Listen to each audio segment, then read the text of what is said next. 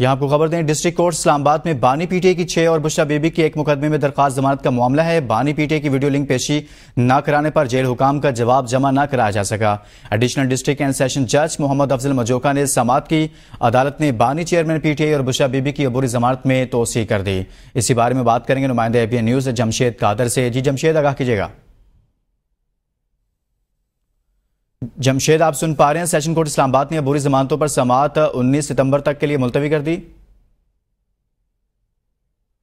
جمشید قادر سے رابطہ منقطع ہوا ہے، تاہم اپنے ناظرین کو بتائیں کہ سماعت 19 ستمبر تک ملتوی کر دی ہے۔ جیل حکام سے ویڈیو لنک پر حاضری نہ لگوانے پر دوبارہ رپورٹ بھی طلب کر لی گئی ہے۔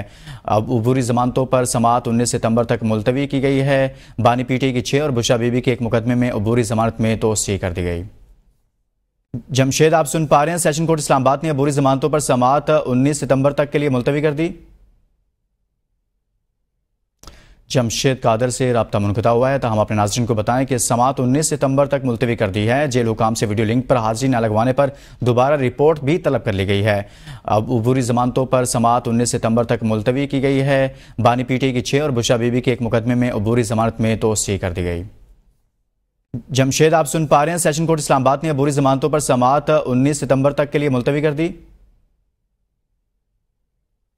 جمشید قادر سے رابطہ منقطع ہوا ہے، تاہم اپنے ناظرین کو بتائیں کہ سماعت 19 ستمبر تک ملتوی کر دی ہے۔ جیل حکام سے ویڈیو لنک پر حاضری نہ لگوانے پر دوبارہ رپورٹ بھی طلب کر لی گئی ہے۔ اب عبوری ضمانتوں پر سماعت 19 ستمبر تک ملتوی کی گئی ہے۔ بانی پی ٹی اے کی 6 اور بشرا بی بی کے ایک مقدمے میں عبوری ضمانت میں توسیع کر دی گئی۔